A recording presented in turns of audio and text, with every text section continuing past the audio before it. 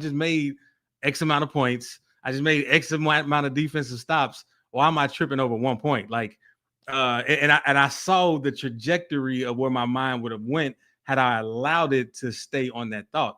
And that's why, yeah, it's a, you touched on the key thing of confidence is resonating with the right thoughts at the right time, and it's really doing what you need to do to repeat those thoughts. Like, you can read something that a poem on confidence, you can listen to your favorite song, you can relive, if you're going to relive moments where you were confident in a situation, and then apply that to this moment, because whenever you're experiencing it in your mind, you're experiencing it now. Like, everything is more mental than physical, and so I love that you said that it's a mental exercise. So I'm going to build on that just based off of my own thoughts. And this is a shout out to you, JClay. Yeah. You know, one of the things that you've said to me in the past, and I think it's kind of a mantra that you may live by, and it's also kind of some of the sentiment that we kind of touched on the show on a number of occasions. But the saying is, the things that you appreciate. And I know we're talking about the mental aspect of it, and you saying reliving things. But like I told you, I'm on my mission right now to upload all of these videos from my family. And Friday was my anniversary. So I talked to my wife about this as well. And so the thought process here is, bro, like, I am uploading these videos every day and I'm reliving.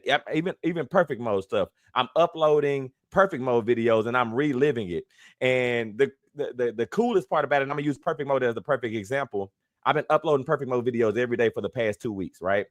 And if there's anything to sharpen my tools, or give me more tools in my tool belt to be able to come on this show and further express myself, or further give a deeper explanation of how I feel, would be me reliving these life crafting moments that we've been creating already, right? And so now, like, when I say something and live it, I'm living it just by watching the videos.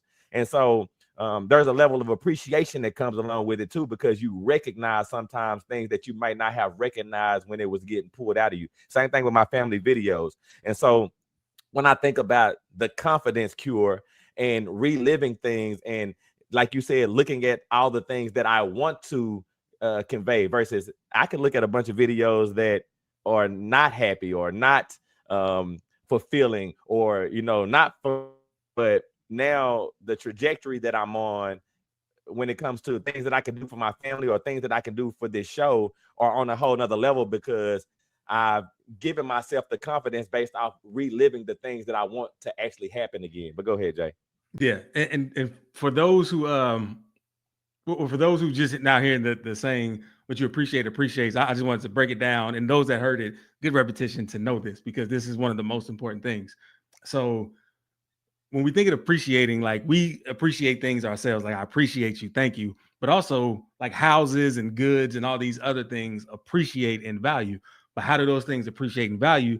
They appreciate in value by the people who value them taking good care of them. Like, you know, for example, you're a realtor in a house, a neighborhood appreciates by people taking care of the neighborhood, people taking care of their own house, people taking care of their yard. And it just has this aesthetic to it where the value keeps going up because it is very much appreciated. So many people want to be where appreciation is.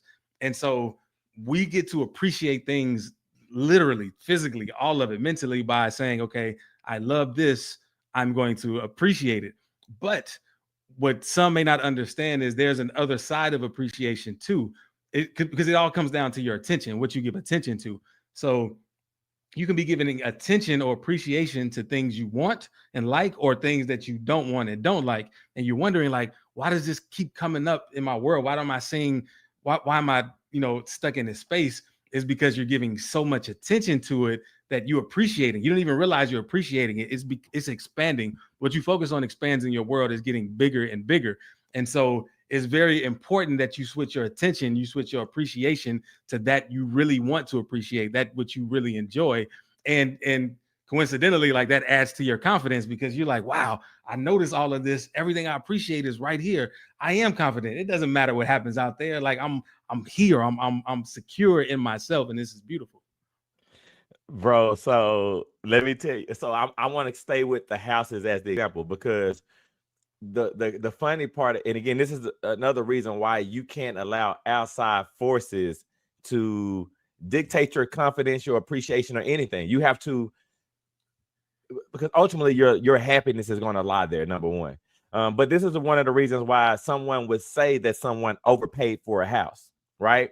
Because they showed up to this house and the husband and wife, they loved it so much. Now the house is priced at $250,000. Now this is what's cool about it. The people that live in the house, they overpriced the house based off of what the market says, right? The house might be only worth $200,000, but because they overly appreciate their home, they priced it for a lot higher. Of course, they want to get the most money, right? And then you got all of these people that come and look at the house, and their realtors telling them, you know what, that house is too much.